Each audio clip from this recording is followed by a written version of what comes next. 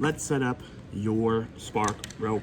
All right, what you're gonna need is 2 handles, a cable stop, adjustable screw, tiny screwdriver, hammer, and wire cutters. So the most important one, coffee.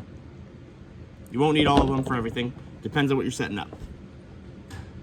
Set up for the adjustable screw. Your adjustable screw will have a little screw in it that's adjustable. Take your cable, put your handles on.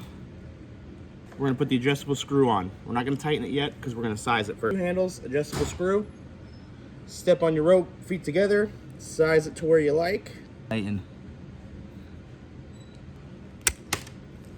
Ready to go.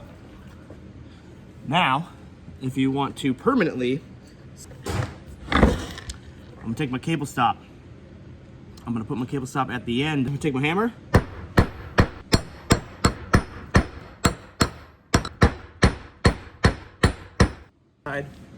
This sliding piece right here, that's fine.